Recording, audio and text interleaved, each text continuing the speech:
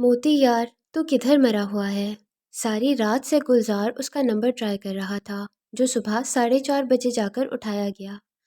گلزار کا صبر جواب دے گیا تھا، سالے ساری رات کا کدھر مرا ہوا ہے؟ تیرے گھر بھی ہو کر آیا، ادھر بھی تالا لگا ہوا تھا۔ معاف کر دے یار، میرے کزن کی شادی تھی اس لیے پسرور گیا ہوا تھا، ادھر سے آ رہا ہوں۔ اوئے تو پسرور آیا ہوا ہے؟ گلزار کے جوش کے جواب میں موتی نے ناسمجھی سے ہاں کی۔ کہاں پہنچے ہو؟ یار سیالکوٹ سے دھرم کوٹ کو نکلنے والی سڑک پہ ہوں۔ شکر ہے او مالکا، میں بھی ادھر ہی ہوں۔ دھرم کوٹ چوک پہنچنے میں کتنی دیر باقی ہے؟ یہی کوئی 5-10 منٹ، کیونکہ سڑک بنی ہوئی ہے اور ٹریفک نہ ہونے کے برابر ہے۔ ٹھیک ہے، تم ادھر ہی رک کر ہمارا انتظار کرو، میں سفید رنگ کے مستے میں ہوں، بس تمہیں 10-15 منٹ ہی رکنا پڑے گا، ہم قریب ہی آ گئے ہیں۔ کیا تم اپنی گاڑی پر ہو؟ نہیں آرا، یہ شہزادی کرائے پر لی ہے، گرے رنگ کی مرسڈیز ہے، سمجھا کر۔ اپنے ٹور دیکھ کر ایک دفعہ تو رشتہ داروں کی انگلیاں منہ میں رہ گئیں۔ تجھ پہ غیرت کو رشتہ داروں کی پڑی ہوئی ہے، پیچھے ہماری بینڈ بج گئی ہے۔ ہائے ایسا کیا ہو گیا؟ یار بس دنوں کا ہیر پھیر چل رہا ہے، آج ہی ہیڈ آفس خالی کرنا پڑا، ساری رات نکل گئی، مگر اللہ کا شکر ہے ساری صفائی ہو گئی۔ یارا مجھے تیری بات کی کچھ سمجھ نہیں آ رہی۔ موتی یار، نشہ تو کرتا نہیں ہے مگر ہے تو پکا جاج، سیدھی سی بات ہے پر تیری کھوپڑی میں نہیں آنی۔ تو بھائی تو سیدھے سے بتانے کے بجائے پتہ نہیں کیا پہیلیاں شروع کر دیتا ہے۔ یار ہم لوگ خطرے میں ہیں، ڈاکٹر کے پیچھے کوئی ایجنسی لگ گئی ہے، اس لیے ڈاکٹر نے سارا کام بند کرنے کا بولا ہے، خود بھی یہاں سے جا رہا ہے، پہلے کراچی اور پھر وہاں سے بیرون ملک، وہاں بیٹھ کر پیسے پھینکے گا، کیس کی فائل دب جائے گی، پھر کوئی ایس ایچ او آئے گا، فائل کو ہمیشہ کے لیے غائب کروا دے گا، اس طرح سے ڈاکٹر پھر اپنے کام پر واپس آ جائے گا۔ یہ تو بہت برا ہوا یار، کیا ہماری نوکری بھی گئی؟ میں نے تو اتنی بڑی کمیٹی ڈالی ہوئی ہے، وہ کہاں سے دیا کروں گا؟ او موتی تو اپنا جگر ہے یار، پھر کاہے کو گھبرانا، میں نے وہاں سے اتنا مال تو اڑا ہی لیا ہے جو تیرا میرا خرچہ نکالتا رہے گا۔ کیا مطلب ہے، پیسے چوری کر کے لائے ہو؟ او ڈگ دماغا، ڈاکٹر کا حکم تھا پرانا سارا ریکارڈ جلا دیا جائے، جو زیادہ اہم ہے وہ پسرور والے ان کے پرانے گھر میں منتقل کر دیا جائے۔ اچھا تو تم اب وہاں جا رہے ہو؟ ہاں تو اور کیا، یہ سڑک نتھیا گلی کو تو جاتی نہیں ہے۔ موتی کا کہکہا بڑا جاندار تھا۔ بے غیرت ہنس رہا ہے، آج ہی کام کا دن تھا اور تو کزن کی شادی پہ مرغی اڑاتا رہا۔ اوئے مجھے تیری گاڑی نظر آ گئی ہے، سالے اس گاڑی کا تو کرایہ بھی 50,000 سے کم نہیں ہونا۔ مجھے کیا علم تھا اپنی روزی روٹی پہ لات پڑنے والی ہے، میں اپنی کھٹارہ پہ ہی آ جاتا۔ سفید مستہ دھرم کوٹ چوک میں رکا۔ گلزار اگلی سیٹ سے نکل کر وہاں کھڑی مرسڈیز 2010 GL کے گلاس کی جانب بڑھ گیا۔ گلزار موتی کے برابر بیٹھتے ہوئے حیرت سے بولا، سالے بڑی خوشبوئیں مار رہے ہو، لگتا ہے آج اپنا شیر نہایا ہے۔ کر لے کتے والی، میں روز ہی نہاتا ہوں۔ مزدہ آگے نکل گیا، موتی نے گاڑی اس کے پیچھے لگائی۔ ہاں آج صابن سے نہائے ہونے ہو۔ موتی نے ہنسنے پر اکتفا کیا۔ مزدے میں کون کون ہے؟ گلزار کے چہرے پر ایک سایہ گزرا۔ کچھ سامان ہے، کچھ استعمال شدہ لاشیں۔ موتی کے اندر خطرے کی گھنٹی بجی۔ تمہیں علم ہے میں تمہارے جیسا فنکار نہیں ہوں، اس لیے سادہ الفاظ میں بات کیا کرو۔ اب بتاؤ دوسری گاڑی میں کون کون ہے؟ ڈرائیور ہے اور ایک گارڈ، باقی کچھ سامان اور بچے۔ کتنے بچے؟ گلزار کے چہرے پر رقم تھا کہ یہ معلومات دینا اس کے لیے آسان کام نہ تھا۔ 10۔ اوہ تو کیا اب وہ ڈاکٹر کے پرانے گھر رہیں گے؟ تو یہ سوال و جواب بند کر کے گاڑی کی رفتار تیز کر، تھوڑی دیر بعد خود ہی جان جائے گا ان کے ساتھ کیا ہونے والا ہے، بلکہ آج تیری وفاداری کا ٹیسٹ ہے۔ کیسی وفاداری اور کس سے وفاداری؟ پروفیشنل وفاداری پیارے، پروفیشنل وفاداری، جس کا کھانا اسی کا گانا والی وفاداری۔ تمہاری باتیں سر پہ سے گزر رہی ہیں۔ گلزار بے ہنگم کہکہا مار کر خاموش ہو گیا۔ گاڑی میں عجیب سی خاموشی کا راج ہو گیا۔ ایک اور چوک آیا جس پہ موتی نے پوچھا، بھلا یہ کون سی جگہ ہے؟ یہ وڈالہ سندھوا ہے۔ پسرور کتنی دور ہے؟ پیارے پسرور ابھی بہت دور ہے، ابھی وڈالہ آیا ہے، پھر سراں والی آئے گا، اس کے بعد میاں والی بنگلہ، اس سے آگے ستارہ، اس کے آگے پنادا، پھر کہیں جا کر پسرور آئے گا۔ بڑا لمبا سفر ہے۔ ہاں مگر اتنا بھی نہیں ہے جتنا لمبا سفر زندگی کا ہے۔ کہاں یار، زندگی تو آج کل انتہائی مختصر ہو گئی ہے۔ ہاں، کئی تو جینے سے پہلے ہی مر جاتے ہیں۔ موتی نے تعجب سے پوچھا، تیری طبیعت تو ٹھیک ہے؟ یار تجھ سے کیا چھپانا، آخر آج تیرے ہاتھ سے نکلی گولی سے بھی آج کچھ جانے جانی ہے۔ کس کی گولی، کس کا ہاتھ؟ میں نے تو آج تک بندوق کی شکل تک نہیں دیکھی۔ آج دیکھ لے گا کیونکہ ڈاکٹر نے آخری حکم دیا ہے۔ وہ کیا؟ جب وہ کسی کی موت چاہتا ہے تو وہ آخری حکم جاری کرتا ہے تاکہ اس آدمی کو گولی مار دی جائے۔ آج کس کو گولی مارنے کا حکم ہوا ہے؟ گلزار کافی دیر خاموش رہنے کے بعد بولا، میاں والی بنگلہ آئے تو پل پار کرنے کے بعد گاڑی الٹے ہاتھ کو جانے والی کچی سڑک پر ڈال دینا، وہاں تمہیں اپنے سوالوں کا جواب مل جائے گا۔ اس گفتگو کے دوران 2 دفعہ سر کھجانے کے بہانے موتی نے اپنے کام میں موجود آلے کو ٹھیک کیا۔ گلزار کے فرشتوں کو بھی ناخبر تھی کہ دونوں کے درمیان ہونے والی گفتگو کوئی تیسرا بھی سن رہا تھا۔ میاں والی بنگلہ آیا، پل سے اترتے ہی موتی نے گاڑی مزدے کے پیچھے بائیں ہاتھ کو ڈال دی۔ راستہ کچا تھا اور مزدے نے خوب دھول اڑائی جو پوری سپیڈ سے بھاگتا جا رہا تھا۔ 2-4 کلومیٹر جانے کے بعد ایک سنسان سے مقام پر آخر کار وہ مزدہ رک گیا۔ نہر کے کنارے اگی کائی کی لمبی 7-8 فٹ تھی جس میں بہت اونچی قامت والا انسان بھی آسانی سے غائب ہو جاتا۔ موتی نے مزدے سے ہٹ کر پیچھے ہی گاڑی روک دی۔ اس کے دل کی دھڑکن بڑے ٹھہرے اور تحمل انداز میں چل رہی تھی۔ آنکھوں میں گہری وحشت تھی مگر دل کی گہرائیوں میں خطرناک ارادے تھے، بہت ہی خطرناک۔ گلزار گاڑی سے نکل کر مزدے کی جانب گیا جبکہ موتی گاڑی سے نکل کر ارد گرد کا جائزہ لینے لگا۔ دور افق پر سورج نے اپنی پہلی جھلک دکھانا شروع کر دی تھی۔ تاریکی کا خاتمہ ہونے والا تھا، یہ ظلمت کے آخری پل تھے۔ موتی نے اپنی ساری زندگی اس سے زیادہ خوفناک اور بے بس منظر نہیں دیکھا تھا جو وہ اس وقت دیکھ رہا تھا۔ 10 سے 15 سال کی عمر کے 10 بچے جن کی آنکھوں پہ کالی پٹیاں بندھی ہوئی تھیں، جن کے ہاتھ پشت پر باندھے گئے تھے، ان پر مامور گارڈ نے کلاشن کوف پہنی ہوئی تھی، جانوروں کی طرح ان کو ہانک کر کائی کے پیچھے لے کر جا رہا تھا۔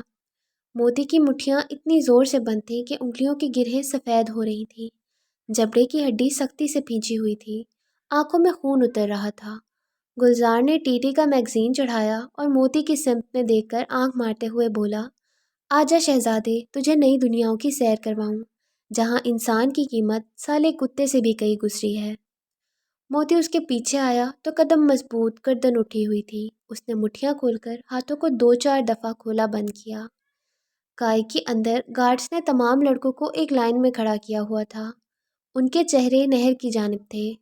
گلزار کا چہرہ سرخ ہو رہا تھا جب وہ بولا، اللہ کی قسم مجھے آج بھی بندہ مارتے ہوئے اتنا ہی ڈر آتا ہے جتنا پہلی دفعہ انسانی جان لینے پر آیا تھا۔ میں کئی دن سو نہیں پاتا مگر میں یہ سب کرنے پہ مجبور ہوں، مجھے اللہ معاف کرے۔ اس نے ٹی ٹی لائن میں سب سے پہلے لڑکے کے سر پہ تانا، گولی چڑھائی، اس بات سے بے خبر کہ اس کے پیچھے کھڑے موتی کا ہاتھ اپنے ہالسٹر کی جانب کیا تھا۔ کالا گولک اس کے ہاتھ میں تھا۔ فضا میں فائر کی آواز گونجی، بچوں کی چیخیں نکل گئیں۔ گارڈ کی آنکھیں حیرت اور خوف سے پھیلیں۔ اس سے پہلے کہ وہ موتی کا نشانہ لے کر وار کرتا، موتی کے گولک سے ایک اور گولی نکلی اور گارڈ کا کام کر گئی۔ گلزار مٹی پہ گرا اپنے آخری سانس بھر رہا تھا۔ موتی آن اس کے سر پہ کھڑا ہوا، میں تمہیں مارنا نہیں چاہتا تھا مگر تمہارے اندر کی صفاکی نے مجھے ایسا کرنے پر مجبور کیا ہے۔ تم ڈاکٹر کے کام کو غلط سمجھتے تھے مگر تم نے کبھی اس ظلم کو روکنے کی کوشش نہیں کی۔ آج کس قدر بے دردی سے ان بچوں کو مارنے والے تھے۔ میں اتنا وعدہ ضرور کرتا ہوں، تمہیں ایک لاوارث لاش بنا کر پانی میں نہیں پھینکوں گا بلکہ تمہاری لاش کو تمہارے ورثہ تک پہنچا دیا جائے گا۔ اس دوران وہاں پر 2 گاڑیاں آن رکی تھیں جن میں سے کل 4 آدمی نکلے اور ہاتھوں میں ہتھیار لیے ایک تو مزدے کے ڈرائیور کو قابو کر کے کھڑا ہو گیا، باقی کے تینوں کائی کے پیچھے بھاگے۔ وہاں کا منظر دیکھ کر سب کی جان میں جان آئی۔ موتی کے ہاتھ میں چاقو تھا جس سے وہ بچوں کے ہاتھوں کی رسیاں کاٹ رہا تھا۔ اپنے بندوں کو دیکھ کر وہ اپنا کام ان کو سونپ کر اپنی گاڑی کی جانب بڑھتے ہوئے تیز تیز بولتا ہدایت دے رہا تھا، کوشش کرنا ان لوگوں کی غیر موجودگی کی خبر اگلے 3-4 گھنٹے تک لاہور نہ پہنچے۔ مجھے ڈاکٹر تک پہنچنا ہے، باقی کا پلان منیر دے گا۔ جی سر، اللہ نگہبان۔ اللہ نگہبان دوست۔ وہ اپنی گاڑی میں بیٹھا، سڑک تک آنے تک اس کے پیچھے صرف دھول کے بادل بچے تھے۔ GT روڈ پہ گاڑی اپنی منزل کو ڈالنے کے بعد اس نے فون ملا کر اسپیکر آن کیا۔ فون اسٹیئرنگ کے نیچے ڈیش بورڈ پر رکھ کر اپنا سارا فوکس سامنے روڈ پر ڈالا۔ ہیلو سر، شکر ہے آپ کی کوئی خبر تو آئی؟ منیر: جی سر۔ یہ بیویوں والے ڈائلاگس مت مارا کرو، میری بات غور سے سنو۔ جی سر۔ ڈاکٹر نعیم آج کسی وقت کراچی کے لیے نکلنے والا ہے۔ اگر میرے اس تک پہنچنے سے پہلے وہ نکل گیا تو پوری تسلی کرو وہ ایئرپورٹ پر روک لیا جائے۔ اس کا بھائی وسیم فیملی کے ساتھ ہوگا، اسے بھی دھرو۔ باقی 4 ٹیمیں تشکیل دے کر جتنی جگہوں سے ہم نے دوران تفتیش مال برآمد کیا ہے ان جگہوں پر فل آن ریڈ پڑوانی ہے۔ اس ایکشن میں اپنے ساتھ سوائے رینجرز کے اور کسی کو شامل نہ کیا جائے۔ ساری ریکوری سارا کچھ خفیہ رکھا جائے گا۔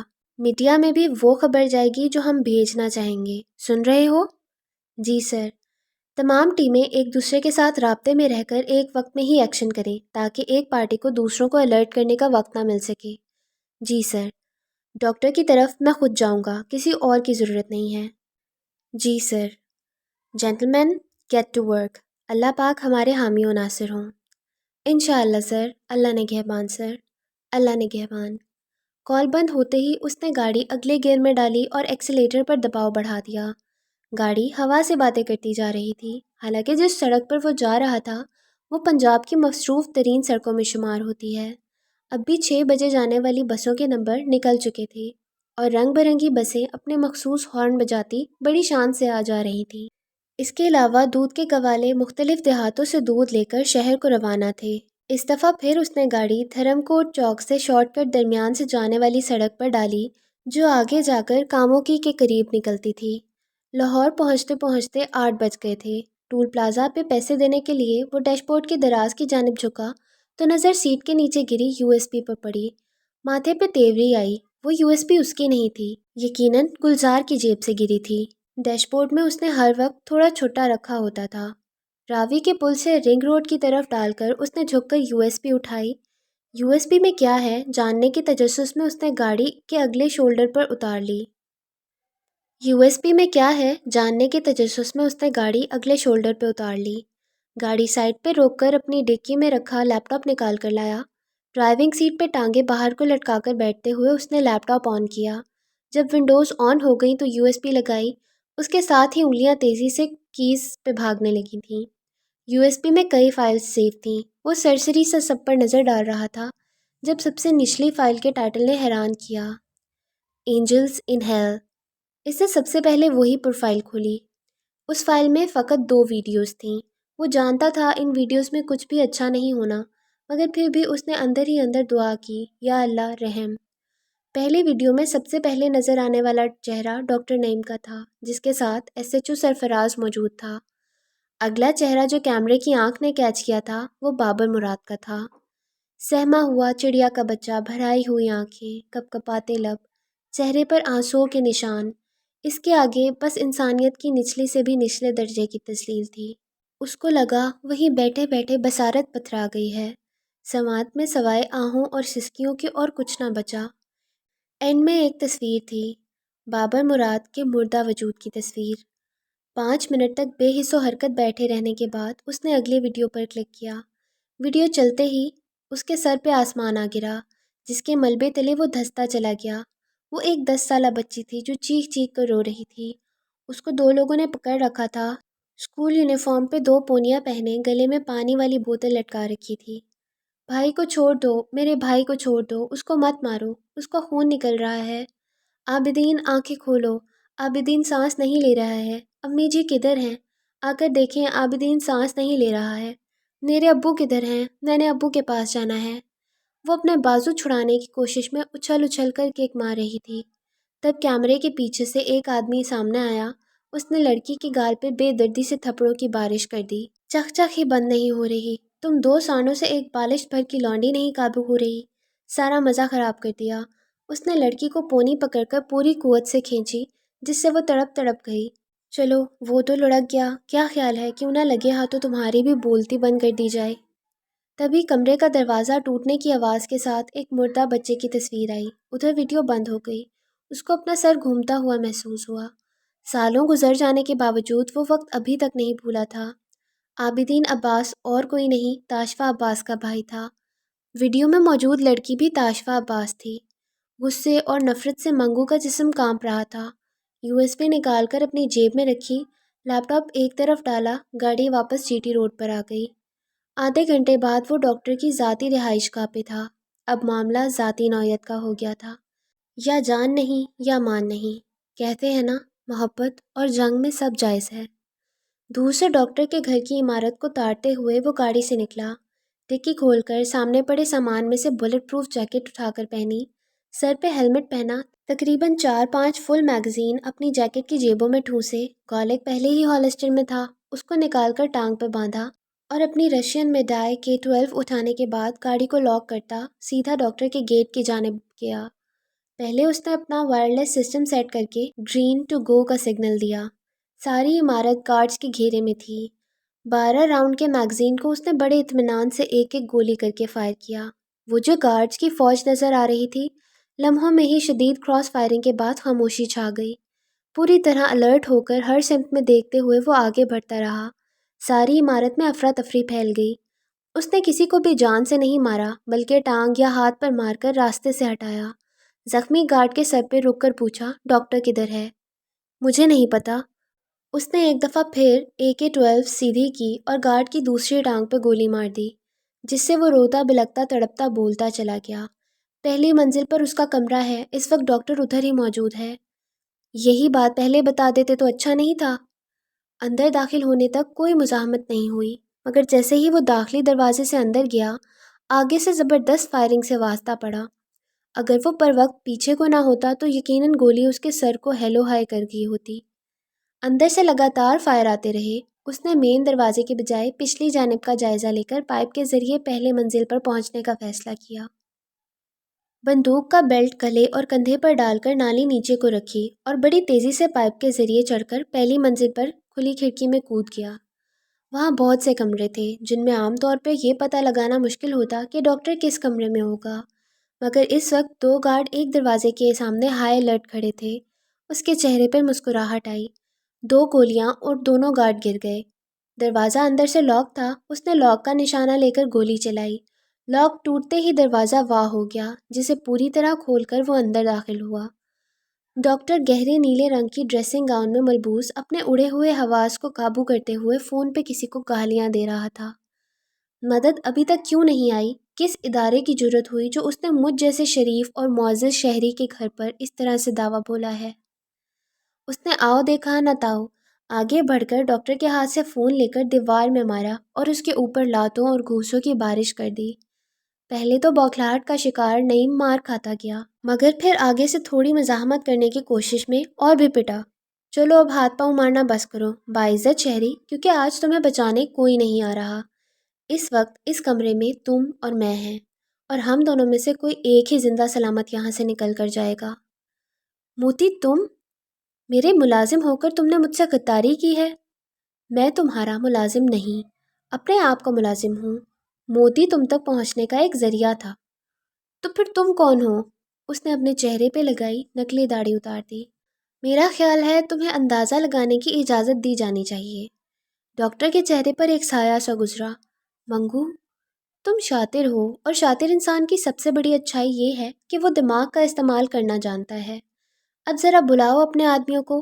1 سال کا کتنا بجٹ اپنی حفاظت کے لیے خرچ کرتے ہو؟ اتنی مہنگی کمپنیوں کے جدید ترین ٹریننگ لے کر آنے والے گارڈ رکھے ہوئے ہیں۔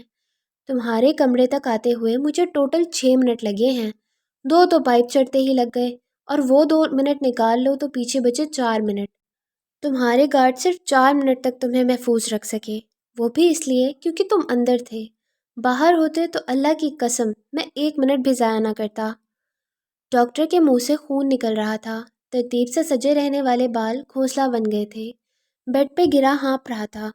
اپنے ہاتھ سے منہ ناک کو محسوس کرنے کے بعد منہ سے خون تھوک کر بولا، جس نے تمہیں میرے پیچھے لگایا ہے، میں تجھے اس سے دگنی قیمت دینے کو تیار ہوں۔ تو میری قیمت لگائے گا؟ منگو نے اپنی بندوق کا دستہ رکھ کر اس کے دانتوں پہ مارا۔ خون کا فوارہ چھوٹ گیا، جس میں یہ دیکھنا مشکل تھا کتنے دانت ٹوٹے۔ پلیز مجھے مزید نہ مارو۔ بتا، بابر مراد کو اغوا کیسے کیا؟ اور اس کو ہی کیوں؟ میں سب بتا دوں گا، اگر تم مجھے مزید نہ مارنے کا وعدہ کرو میں اپنا ہر جرم قبول کر لوں گا، مجھے گرفتار کر لو، میں اپنا کیس عدالت میں لڑنا چاہتا ہوں۔ تم مکار ہو تو میں تم جیسوں کی سانس پینے کے لیے پیدا ہوا ہوں۔ مجھے میرے سوال کا جواب دو، اس کے بعد میں اپنا ارادہ بناؤں گا کہ تمہارے ساتھ کیا کرنا ہے۔ منحصر کرتا ہے تم مجھے کس حد تک سچائی بتاتے ہو۔ میں سب بتا دوں گا، بابر مراد کے ماں باپ میرے ریگولر کسٹمرز ہیں، وہ ہر دفعہ اپنی ماں یا باپ کے ساتھ میرے کلینک پہ آتا تھا۔ پھر ڈاکٹر نے بیڈ شیٹ کے ساتھ اپنا منہ صاف کیا، لہو رکا نہیں۔ مجھے وہ اچھا لگتا تھا، وہ جب بھی میرے کلینک پہ آیا میرا جی چاہتا تھا کسی طرح اس کو چرا لوں، مگر میں چیک اپ کے بہانے سوائے چھونے کے اور کچھ نہیں کر سکتا تھا۔ اپنی اس بے بسی پہ غصہ بہت آتا تھا۔ منگو اپنے فون پہ اسی کی ویڈیو بنا رہا تھا۔ اس تک رسائی کیسے حاصل کی؟ میں نے اس کی گلی میں جو ایک دکان والا ہے اس کو خریدا تھا۔ کتنے میں؟ 15 لاکھ میں۔ یہ اس نے منہ سے مانگا تھا، اگر وہ اس وقت مجھ سے 2 کروڑ کا مطالبہ کرتا میں اس قدر بےتاب تھا، میں 2 کروڑ بھی دینے کو تیار ہو جاتا۔ وہ دکاندار 15 لاکھ لے کر مان گیا۔ ڈاکٹر تنزیہ ہنسا۔ تم کیا سمجھتے ہو سارا معاشرہ تم جیسا غیرت مند ہے؟ اس دکاندار نے اس کے علاوہ مجھے لڑکوں کی ویڈیوز بنا بنا کر بیچی ہیں۔ بچے جب اس کی دکان پہ آتے ہیں بہانے سے ان کو اندر بلاتا ہے، فری میں چیزیں دینے کے لالچ میں ان سے چھوٹی موٹی شرارتیں کروا کر ریکارڈ کرتا ہے، پھر میرے جیسے بیپاریوں کو بیچتا ہے جن کی ڈائریکٹ انٹرنیشنل مارکیٹ تک رسائی ہے۔ ہم آگے مہنگے دام بیچ کر منافع کماتے ہیں، خود بھی کھاتے ہیں، یاروں کو بھی کھلاتے ہیں۔ اس دن شام کے وقت بابر اس کی دکان پر آیا تھا، جسے اس نے نشہ آور گولیاں جوس میں ملا کر پلانے کے بعد اپنے گھر لے گیا، جو کہ دکان کے عقب میں واقع ہے۔ اندھیرا پھیلنے کے بعد میرے بندے جا کر اس کو لے آئے تھے۔ اغوا کرنے کے کتنے دن بعد اس کی موت ہوئی؟ نعیم نے نظریں چرائیں، مگر منگو کے جوتے سے لگی ٹھوکر نے منہ کھول دیا۔ وہ اسی دن مر گیا تھا۔ کون کون؟ میں اور ایس ایچ او، ساتھ میں پروفیسر بھی تھا۔ ویڈیو میں تو تم اور ایس ایچ او ہو، پروفیسر کبھی ویڈیوز میں نہیں آیا، اس کو اپنا آپ ظاہر کرنا پسند نہیں ہے۔ دیکھو میں نے تمہیں سب کچھ بتا دیا ہے، تم نے میرے اعتراف کی ویڈیو بھی بنا لی ہے، اب مجھے اریسٹ کر لو۔ اتنی بھی کیا جلدی ہے؟ پہلے مجھے اپنے پسرور چھوڑنے کی وجہ تو بتاؤ۔ تمہارا تعلق پسرور سے ہے، لاہور شفٹ ہونے کی کیا وجہ تھی؟ میرا کام۔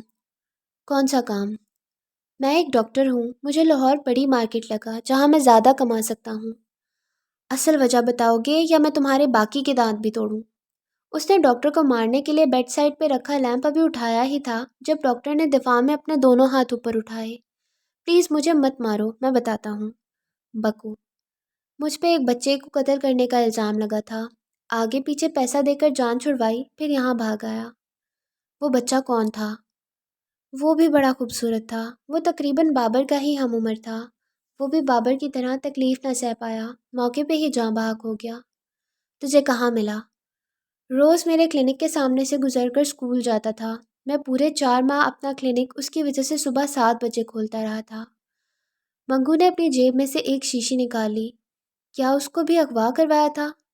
یہ شیشی میں کیا ہے؟ کیا اس کو بھی اغوا کروایا تھا؟ اس نے شیشی کا ڈھکن کھولا، اندر سے بھاپ نکلی۔ تو تم کیا کرنے لگے ہو؟ میں اپنے جرم کا اقرار کر چکا ہوں، مجھ پہ کیس چلاؤ۔ میں نے پوچھا ہے کیا اس کو بھی اغوا کر کے مارا تھا؟ اغوا کیسے کیا تھا؟ اس لڑکی کے ساتھ ایک لڑکی بھی تو تھی۔ منگو نے شیشی سے چند قطرے ڈاکٹر کے گاؤن پہ اس کی گود میں پھینکے۔ 2 سیکنڈ بھی نہ لگے، کپڑا جل گیا، محلول سارا ڈاکٹر کے جسم پہ گرا، اس کی چیخوں سے کمرہ گونج اٹھا تھا۔ آگے بول، لڑکی کے منہ پہ کتنے تھپڑ مارے تھے؟ اس دفعہ ڈاکٹر کے سیدھے ہاتھ پہ شیشی کو ہلکا سا الٹایا۔ 3-4 سیکنڈ کا کھیل تھا، ہاتھ کی ہڈیاں بھی پگھل گئیں۔